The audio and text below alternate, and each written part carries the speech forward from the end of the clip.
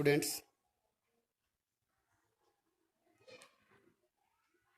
राजकीय उत्क्रमित माध्यमिक विद्यालय माधोपट्टी के फेसबुक पेज पर आप सभी का एक बार फिर से स्वागत है।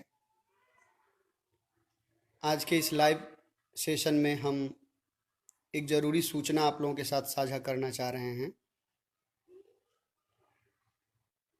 विगत 1 महीने से करीब जो है विद्यालय बंद है। ऐसी स्थिति में आप सभी क्या कर रहे हैं, इस बात को जानने के लिए हम सभी शिक्षक उत्सुक हैं। क्या आपकी पढ़ाई लिखाई ठीक से चल रही है?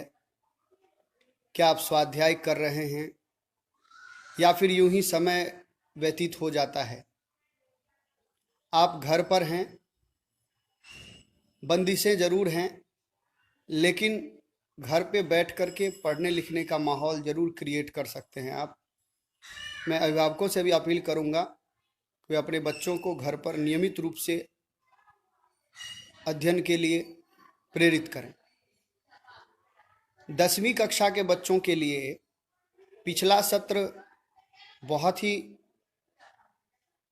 निराशाजनक रहा, क्योंकि विद्यालय में पढ़ाई हुआ ही नहीं और पिछले वर्ष तो और भी कड़ाई से लॉकडाउन लग गया था, जिसकी वजह से प्राइवेट संस्थान जो निजी स्तर पे जो कोचिंग वगैरह चलाते हैं उन्हें भी अपने शिक्षण संस्थान को बंद करना पड़ा था।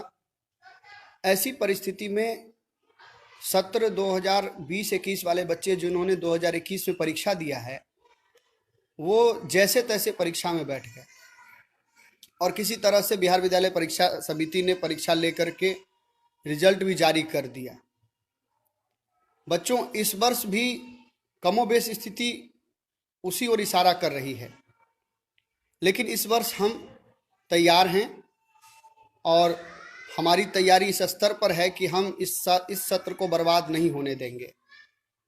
भले ही परिस्थितियां विपरीत है, अनुकूल नहीं है, लेकिन तमाम चुनौतियों के बावजूद हम शिक्षक और आप विद्यार्थी सभी मिल करके, अभिभावकगण आप सभी से भी निवेदन है कि हम सब मिल करके कम से कम 10वीं कक्षा के बच्चों का जो सिलेबस है उसे हम पूरा करने का प्रयास करेंगे, ताकि आने वाले दिनों में हो सकता है फिर से अगले वर्ष परिस्थितियां अनुकूल हो जाए, फिर बिहार विद्यालय परीक्षा समिति आनन फानन में रजिस्ट्रेशन फॉर्म भरने की प्रक्रिया को करते हुए परीक्षा की तिथि निर्धारित कर दे, फिर से परीक्षा आयोजित हो।